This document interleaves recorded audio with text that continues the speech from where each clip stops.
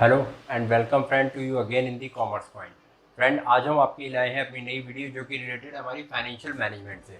Financial management की हमने आपसे इससे पहले एक वीडियो और बनाई थी जिसमें हम लोगों ने आपसे उस वीडियो में बात करी थी like introduction to financial management, और हम लोगों ने बात करी थी स्कोप्स ऑफ फाइनेंशियल मैनेजमेंट जिसमें हमने ट्रेडिशनल अप्रोच और मॉडर्न अप्रोच की बात करी थी।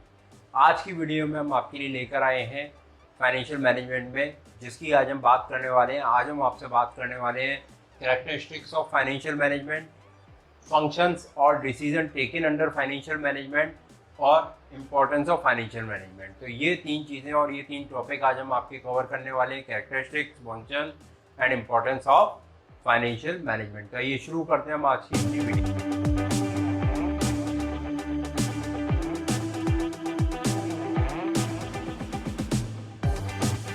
तो देखिए, आज हम आपके लिए जो वीडियो लेकर आए हैं उस वीडियो में आज हम आपसे बात करने वाले हैं फाइनेंशियल मैनेजमेंट में इंट्रोडक्शन, फंक्शन एंड इम्पोर्टेंस। देखिए, जैसा मैंने आपको लास्ट वीडियो में बताया था, financial management is one of the important part. Basically जो फाइनेंशियल मैनेजमेंट है या जो मेरा फाइनेंस है वो किसी भी ऑर्गेनाइजेशन की बैकबोन होता है। क्यों होता है?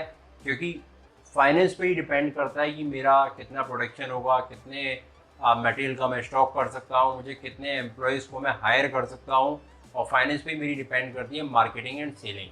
तो फाइनेंस एक मेरी बैकबोन होती है। मतलब यदि मेरे पास फाइनेंस प्रॉपर है या जितना रिक्वायर्ड मुझे पैसे की रिक्वायरमेंट है उतना मेरे पास फाइनेंस या फंडिंग अवेलेबल है, तो उस फंड को मैं किस किस तरीके से एलोकेट करूँगा, that comes under financial management.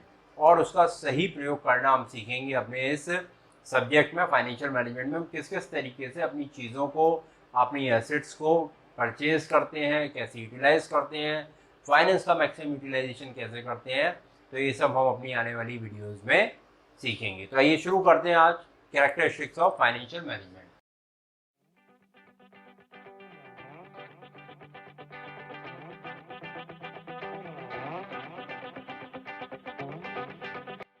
देखिए, फाइनेंशियल मैनेजमेंट की जो हमारी पहली कैरेक्टरिस्टिक है, इट्स अ कंटिन्यूस प्रोसेस। देखिए, फाइनेंशियल मैनेजमेंट क्या है? एक कंटिन्यूस प्रोसेस है। कंटिन्यूस मतलब लगातार चलते रहने वाला प्रोसेस। फाइनेंशियल मैनेजमेंट को एक कंटिन्यूस प्रोसेस इसीलिए भी बोला जाता है क्योंकि देखिए, फाइनेंशियल मैनेजमेंट एक ऐसी एक्टिविटी नहीं है कि भाई हमने आज कर लिया और आज करने के बाद अब हम बड़े आराम से रिलैक्स हो गए, 2 साल 5 साल 10 साल तक हमें फाइनेंस का मैनेजमेंट नहीं करना। जितनी भी बड़ी ऑर्गेनाइजेशंस होती हैं उन बड़ी ऑर्गेनाइजेशंस में हर समय, हर 3 महीने बाद, 6 महीने भर बाद या साल भर बाद फाइनेंस का भी रिव्यू चलता रहता है कि भाई हमारे पास कितनी कैपिटल है, हमारी कितनी कैपिटल यूज़ हो रही है, कितनी कैपिटल हमारी अभी आइडियल पड़ी हुई है, उस कैपिटल को मैं किस तरीके से इन्वेस्ट करके उससे रिटर्न ले रहा हूँ, क्या उससे जो मैं रिटर्न लेके चल रहा हूँ क्या वो रिटर्न मेरे सफिशिएंट है, या जितने का मुझे रिटर्न आ रहा है उसके अगेंस्ट में मुझे ज़्यादा पेमेंट करना पड़ रहा है। जैसे मान के चलिए मैंने लिया फाइनेंस, मान के चलिए किसी बैंक से लोन ले लिया। अब मुझे 1 करोड़ रुपए की ज़रूरत थी, मैंने 1 करोड़ रुपए का लोन बैंक से लिया। बैंक से जब मैंने वो लोन लिया, वो लोन लेने के बाद बैंक से मेरी जो इंटरेस्ट रेट है वो इंटरेस्ट रेट पड़ रही है मेरी 15% की। लेकिन उसमें से क्या है कि मेरा अभी 30 लाख रुपए बेकार पड़ा हुआ है। मतलब अभी वो मैंने अपने बिजनेस एक्टिविटी में इन्वॉल्व नहीं किया और आगे फ्यूचर में उसका इन्वॉल्वमेंट होने के चांसेस भी मुझे थोड़े कम दिखाई देते हैं। तो यानी 30 लाख जो है वो मेरा आइडियल कैश अभी पड़ा है।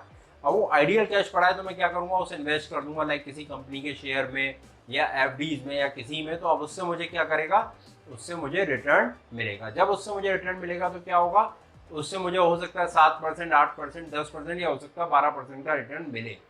जो मुझे रिटर्न मिला, अब मैं वो देखूंगा कि भाई जो मेरा रिटर्न मुझे मिल रहा है क्या वो जो मेरा इंटरेस्ट का अमाउंट है उससे ज़्यादा है या कम है। यदि वो इंटरेस्ट के अमाउंट से कम है और मुझे अभी फाइनेंस की ज़रूरत नहीं है तो मैं क्या करूँगा, मैं उस जो लोन के 30 लाख के अमाउंट को डिस्पोज ऑफ करूँगा। डिस्पोज ऑफ क्यों करूँगा? क्योंकि यदि मैं वो 30 लाख के रुपए को यदि मैं लोन पेमेंट कर दूंगा तो मुझे 30 लाख की जो इंटरेस्ट मुझे पेमेंट करनी पड़ रही थी वो मुझे अभी करनी नहीं पड़ेगी। क्यों नहीं करनी पड़ेगी? क्योंकि देखो, एक तो मुझे अभी उस पैसे की ज़रूरत है नहीं। जब ज़रूरत होगी तो मैं दोबारा बैंक से या किसी और सोर्स से लोन ले लूँगा या किसी और सोर्स से अपनी कैपिटल को रेज कर लूँगा। लेकिन अभी यदि मैं उसको रखता हूँ तो ये मेरे प्रॉफिट पे एक्स्ट्रा बर्डन है, किसका? एक्सपेंडिचर का, कि भाई मुझे इंटरेस्ट इतने रेट से देनी पड़ रही है। तो क्या होता है, आज के टाइम में फाइनेंशियल मैनेजमेंट एक कंटिन्यूस प्रोसेस है, जो कि मैंने आपको लास्ट की वीडियो में भी बताया था कि भाई आज के टाइम में हम जो फाइनेंशियल मैनेजमेंट होता है वो फाइनेंशियल मैनेजमेंट मॉडर्न अप्रोच पे काम करता है। सेकंड पॉइंट होता है मेरा decision making process. Decision making process क्यों? क्योंकि देखो फाइनेंशियल मैनेजमेंट सबसे ज़्यादा इंपॉर्टेंट रोल प्ले करता है डिसीजन मेकिंग। डिसीजन मेकिंग में क्यों? क्योंकि अभी हमने आपको बताया या आपको पता है कि भाई फाइनेंशियल मैनेजमेंट या finance is the backbone of every organization. अब जब तक बैकबोन हमारी ठीक नहीं होगी तब तक मेरी जो फाइनेंशिंग स्मूथनेस है वो हमारे बिजनेस में नहीं आएगी। तो बेसिकली डिसीजन मेकिंग प्रोसेस में हमें क्या करना पड़ेगा, हमें फाइनेंस का सबसे ज़्यादा इंपॉर्टेंट रोल होता है। क्यों होता है? क्योंकि देखिए अभी मैंने आपको बताया कंटिन्यूस प्रोसेस में फाइनेंशियल मैनेजमेंट है। जब फाइनेंशियल मैनेजमेंट में हम फाइनेंस को मैनेज कर रहे हैं और जब फाइनेंस को मैनेज हम कर रहे हैं तो फाइनेंस कैसे मैनेज हो रहा है? फाइनेंस मैनेज हो रहा है कि भाई मेरे पास फंड की अवेलेबिलिटी कितनी है। अब इस फंड की अवेलेबिलिटी के हिसाब से मुझे कितना रॉ मटेरियल परचेज करना है, मुझे कितना जो है एचआर का रिक्रूटमेंट करना है, तो डिसीजन लेने में फाइनेंशियल मैनेजमेंट में आसानी होती है। थर्ड पॉइंट होता है कोऑर्डिनेटिंग एक्टिविटी। कोऑर्डिनेटिंग एक्टिविटी है ये। बेसिकली कोऑर्डिनेटिंग एक्टिविटी क्यों बोला जाता है कि फाइनेंस मेरे पास जितना अवेलेबल है उसके हिसाब से मैं क्या कर देता हूँ, बजटिंग। क्या कर देता हूँ मैं? बजटिंग। बजटिंग कैसे? क्योंकि देखिए बजटिंग हम अपने बिजनेस में दो तरीके से करते हैं। या तो देखिए यदि मैं क्या कर रहा हूँ, अपना नया बिजनेस शुरू कर रहा हूँ, जब नया बिजनेस में शुरू कर रहा हूँ तो मैं क्या करता हूँ, मैं सबसे पहले ये देखता हूँ कि भाई मुझे कितने फंड की या कितनी कैपिटल की रिक्वायरमेंट है जब मैं इनिशियल लेवल पे अपना बिजनेस शुरू कर रहा हूँ। जैसे मान के चलिए कि मुझे 1 करोड़ रुपए की रिक्वायरमेंट है जब मैं इनिशियल लेवल पे अपना बिजनेस शुरू कर रहा हूँ, और वो 1 करोड़ रुपए या 1 करोड़ रुपीज़ मेरे कहाँ से आएंगे, किन किन सोर्सेज से मैं ले सकता हूँ, लाइक इक्विटी शेयर इशू करके, प्रेफरेंस शेयर इशू करके, डिवेंचर इशू करके, बॉन्ड इशू करके, तो किन किन सोर्सेज से मैं ले सकता हूँ, तो वो सब सारी चीज़ें हम देखते हैं। तो ये हमारी आ जाएंगी कोऑर्डिनेटिंग एक्टिविटी में। दूसरा हम क्या करते हैं, जैसे मान के चलिए मेरे पास फंड आ गया, अब फंड आने के बाद मुझे क्या करना है, एलोकेशन ऑफ फंड करना है। तो एलोकेशन ऑफ फंड में कैसे करूंगा कि भाई मुझे मटेरियल पे कितना फंड देना है, कि कितने रुपए का मेरा रॉ मटेरियल परचेज किया जाएगा, कितने रुपए की मेरी एसेट्स जैसा प्लांट एंड मशीनरी है, बिल्डिंग है, उन सबको परचेज करने में कितना रुपये लगाया जाएगा, हायरिंग एचआर रिक्रूटमेंट कितने करे जाएंगे, मतलब कौन कौन सी पोस्ट होंगी, कितने पोस्टों पे मेरे एम्प्लॉई हायर किए जाएंगे, तो वो सब सारी चीज़ें मेरी कोऑर्डिनेटिंग एक्टिविटी में आती है, जहाँ पर हम क्या करते हैं, इन सब के लिए अपनी बजटिंग करते हैं। Plus day to day activities के लिए मुझे कितना कैश रखना है, it means liquidity of the business मेरी कितनी रहेगी। नेक्स्ट है नेचर ऑफ फाइनेंशियल मैनेजमेंट। यदि हम बात करते हैं नेचर ऑफ फाइनेंशियल मैनेजमेंट की, तो फाइनेंशियल मैनेजमेंट के यदि हम नेचर को बात करेंगे तो इट्स अ सेंट्रलाइज। मतलब ये सेंट्रलाइज क्यों होता है? क्योंकि देखिए फाइनेंशियल मैनेजमेंट का अपना एक डिपार्टमेंट होता है, ट्रेजरर होता है, वो पूरा फाइनेंशियल मैनेजमेंट देखता है, या सीईओ फाइनेंस भी होता है हमारी बड़ी बड़ी कंपनीज में, वो सारा फाइनेंशियल मैनेजमेंट को देखते हैं कि भाई हमारी कितना फाइनेंस हमारे पास अवेलेबल है, कैसे कैसे मुझे एलोकेशन ऑफ फंड करना है, किन किन डिपार्टमेंट में कितना कितना फंड देना है। प्लस यदि मान के चलिए एज ए इमरजेंसी मान के चलिए किसी चीज़ की डिमांड बढ़ रही है, तो डिमांड बढ़ने के लिए यदि मुझे प्रोडक्शन बढ़ाना है, यदि मुझे तुरंत फंड की रिक्वायरमेंट पड़ रही है, तो मैं किन किन सोर्सेज से अपने फंड को लेकर आ सकता हूँ। आइदर मैं अपनी रिटेन अर्निंग से अपने फंड को लगा सकता हूँ, या दोबारा कैपिटल इशू कर दूँ, capital issue in terms of equity share issue करके, प्रेफरेंस शेयर इशू करके, या मार्केट से लोन ले लूँ थ्रू डिवेंचर या बॉन्ड्स। तो वो सब सारी चीज़ें हमारा जो फाइनेंशियल मैनेजमेंट डिपार्टमेंट है वो देखता है। वो भी हमारा क्या होता है, सेंट्रलाइज। सेंट्रलाइज क्या, टॉप लेवल मैनेजमेंट पे होता है ये, और टॉप लेवल मैनेजमेंट में ही देखा जाता है कि कितना फंड हमें कैसे कैसे रिक्वायरमेंट आ रही है और मुझे किस तरीके से सारे फंड को अरेंज करना है। तो ये हमारी होती है कैरेक्टरिस्टिक्स।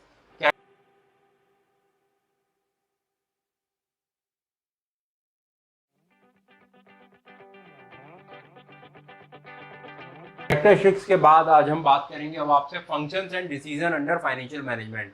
ये एक बहुत इंपॉर्टेंट टॉपिक है जहां पर हम आज आपसे बात करने वाले हैं investment decision, financial decision and dividend decision. देखिए हम बात करते हैं फाइनेंशियल मैनेजमेंट की, तो फाइनेंशियल मैनेजमेंट में हम बेसिकली जो पूरे उसमें पढ़ने वाले हैं, हम बात करने वाले हैं इक्विटी शेयर्स की, हम बात करने वाले हैं प्रेफरेंस शेयर्स की, हम बात करने वाले हैं डिबेंचर्स की, रिटेन्ड अर्निंग की। ठीक, ये हमारे कुछ सोर्सेज ऑफ फाइनेंस है जिनकी हम बात करने वाले हैं, प्लस बैंक लोन वगैरह जो भी हमारे होते हैं। अब यहाँ पर क्या होता है कि जैसे हमें कैपिटल लेके आनी है, कैपिटल इंट्रोड्यूस करनी है, तो कैपिटल हम इक्विटी शेयर के थ्रू कर सकते हैं, हम प्रेफरेंस शेयर के थ्रू कर सकते हैं, हम डिवेंचर के थ्रू कैपिटल रेज कर सकते हैं, बट डिवेंचर एक तरीके का हमारा लोन होता है।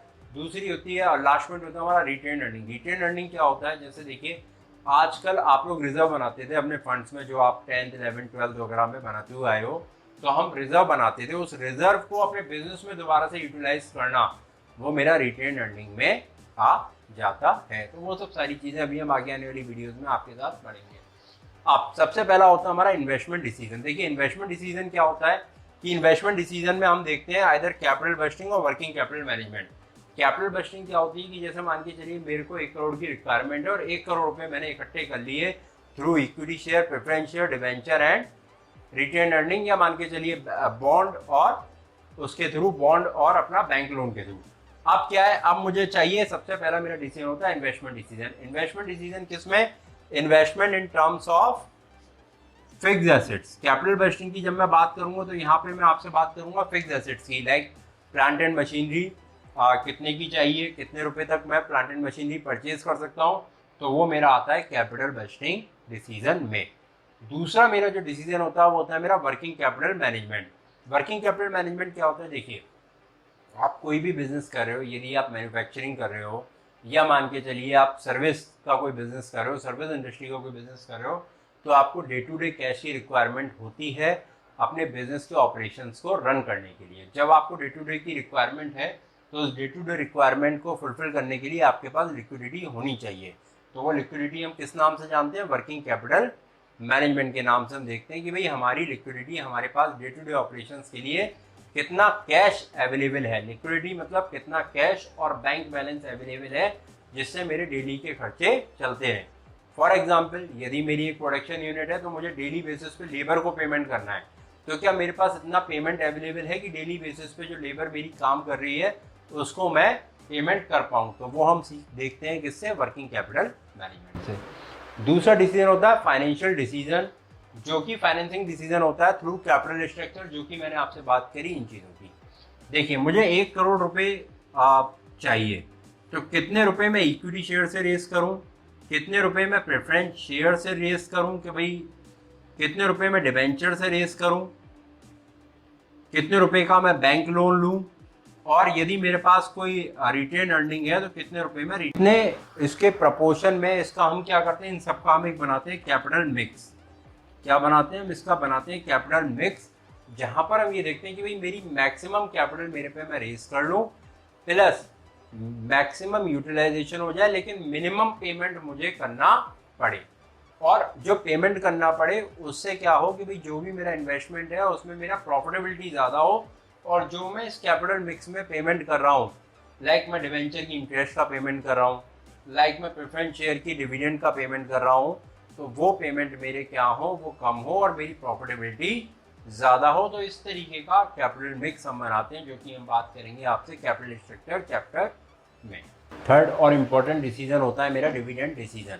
डिविडेंड डिसीजन बेसिकली हमारा एक बहुत इंपॉर्टेंट पार्ट है। किसके लिए इंपॉर्टेंट पार्ट है कि जो भी मेरी कंपनी में पैसा इन्वेस्ट करना चाह रहे हैं, वो जो पैसा मेरा इन्वेस्ट करते हैं वो सबसे पहले ही देखते हैं कि भाई जो हमारे पुराने शेयर होल्डर्स हैं उनसे वो ये पता करते हैं कि भाई कंपनी की डिविडेंड पॉलिसी क्या है, या कंपनी की जो बैलेंस शीट है या कंपनी की उसको एनालिसिस करके, प्रॉफिट एंड लॉस को एनालिसिस करके वो देखते हैं कि पिछले प्रीवियस ईयर्स में कितना कितना डिविडेंड बांटा गया है। कंपनी की डिविडेंड पॉलिसी एक अच्छी पॉलिसी होना बहुत इंपॉर्टेंट रोल प्ले करता है हमें कैपिटल को रेस करने में।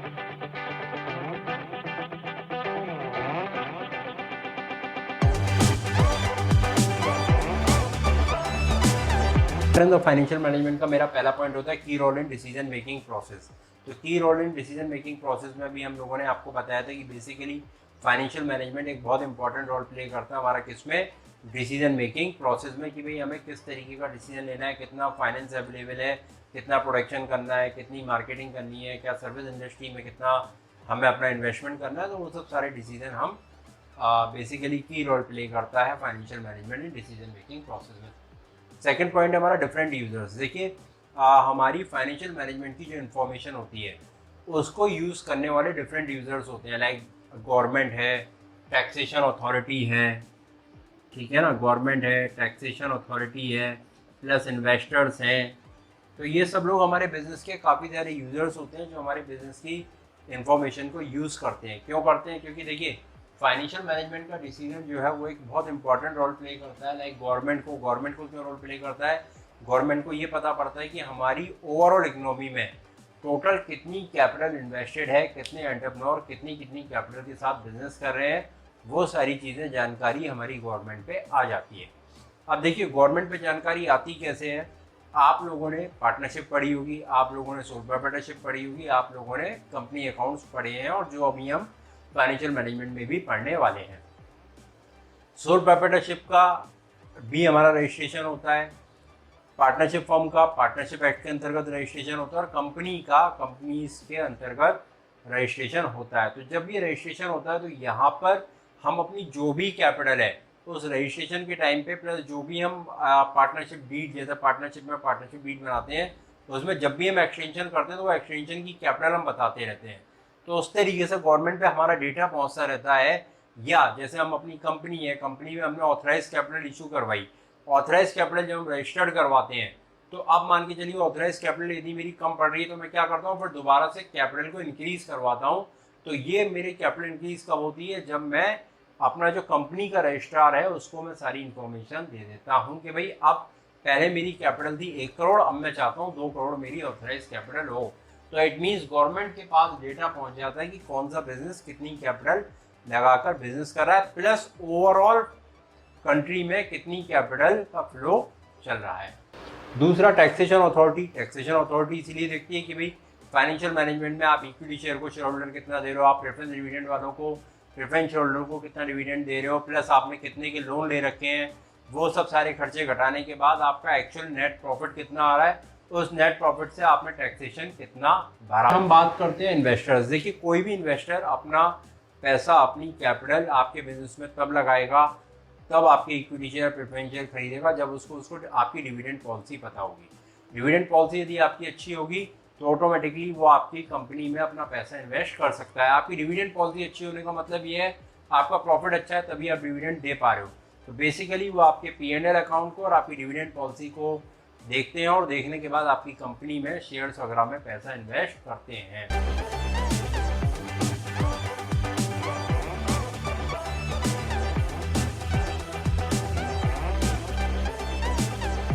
Decision on the value of the firm. तो decision of the value of the firm हमारा जो है केवल एक हमारे सेल्स पर या नेट प्रॉफिट पर डिपेंड नहीं करता।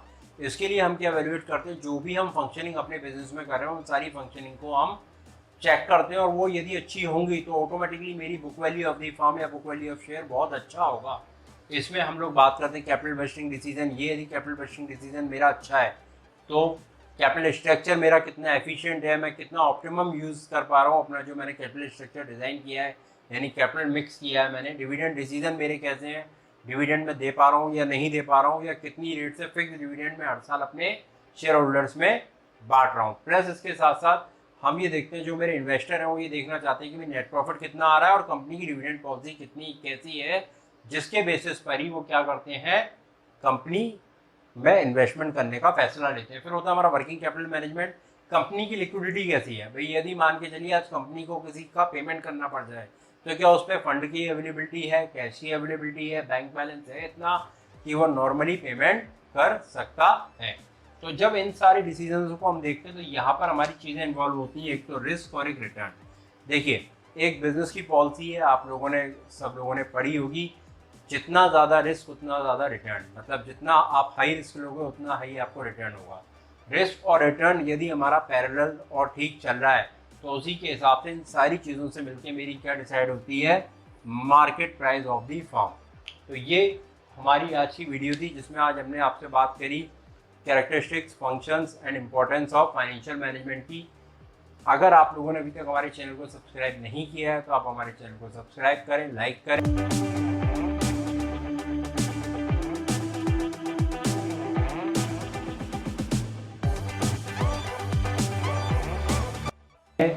और बहुत जल्द हम आपके लिए नेक्स्ट वीडियो फाइनेंशियल मैनेजमेंट की लेकर आएंगे। Thank you.